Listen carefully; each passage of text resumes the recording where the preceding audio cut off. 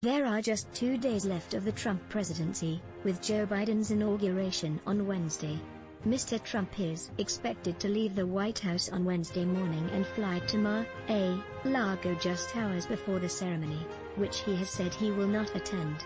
The controversial president appears to have finally given in after repeatedly claiming, without evidence, that the election was stolen from him and his supporters by widespread electoral fraud. Ivanka reportedly planned to attend herself, in order to come across as a good sport to save her political career, although the outgoing president is believed to have said this is the worst decision she could make. Until Wednesday, Ivanka who was dubbed the first daughter is a senior advisor to the president, as is her husband Jared Kushner. Mr. Kushner was appointed an advisor for strategic planning as soon as Mr. Trump took office, and then Ivanka joined as an advisor on women's issues in March 2017. However, accepting this position was a huge U-turn for the businesswoman as, in the immediate aftermath of the 2016 election, Ivanka had insisted she would not join the administration. In an interview with 60 Minutes, she was asked, "People think you're going to be part of the administration, Ivanka?" To which she replied, "No, I'm going to be a daughter. We will use your email address only for sending you newsletters. Please see our privacy notice for details of your data protection rights." Just a few months later she did a complete U-turn by accepting the high-profile position of an advisor. According to the book Kushner Incorporated, it had become clear to those in the transition team by December that Ivanka had no intention of sticking to her word. For one thing, she and Jared moved to Washington, D.C. with their 3 children almost immediately after the election. For another, she recruited Risa Heller, a Kushner company's spokeswoman, to help her shape her image, as well as 2 staffers. She even began to involve herself in certain aspects of the transition, such as the layout for the White House offices, the book claims. Author Ms. Ward wrote, as schematics of the new West Wing layout were worked out, there was a large office designated for Ivanka. She would hire a team of 3, which was unusually large for someone with a nebulous White House role.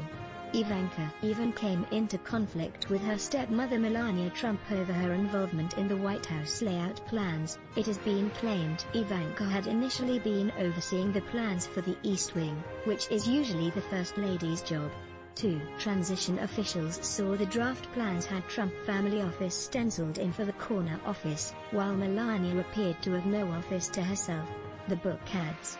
However, when Melania caught wind of it, she confronted Ivanka and put a stop to it, 2 sources told Ms. Ward. Melania put her foot down, one official said. After she was appointed as a senior advisor, Ivanka defended her previous statements in an interview with CBS This Morning in April 2017.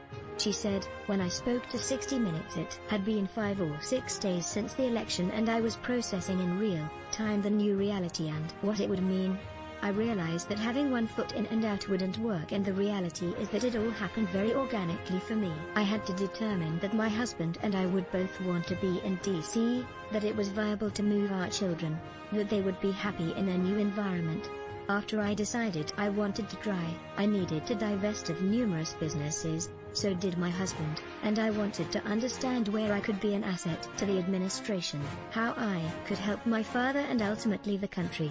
She added that she would be focusing on advocacy, including the empowerment of women in the role of education. The special advisor title, she claimed, was merely to show critics that she would be holding herself to a high ethical standard. However, it is not clear why these things had not been discussed during the election or why she had to outright deny planning on joining the administration, rather than simply saying it was too early to say.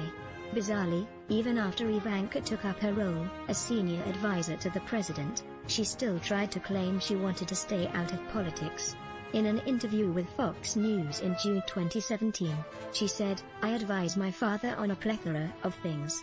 He trusts me to be very candid with my opinions. I don't have a hidden agenda. I make it very clear where I stand on a certain issue, so I give him open and candid feedback. Sometimes we agree, sometimes we disagree.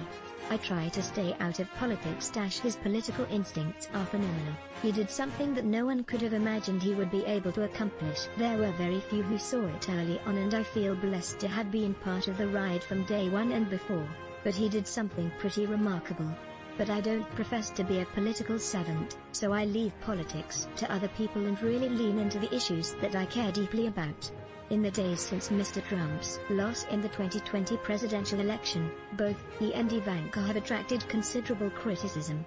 The president has been accused of inciting violence after a mob of his supporters stormed Capitol Hill in a riot that ended in 5 people dying. He has been permanently banned from Twitter and suspended from many other social media sites. He has also been impeached for a second time by the House of Representatives and is set for a Senate trial after he leaves office. Ivanka, too, has come under fire for describing the rioters as patriots, even as she called for peace. It is believed she and her family will join Mr. Trump in his Palm Beach resort after he leaves the White House.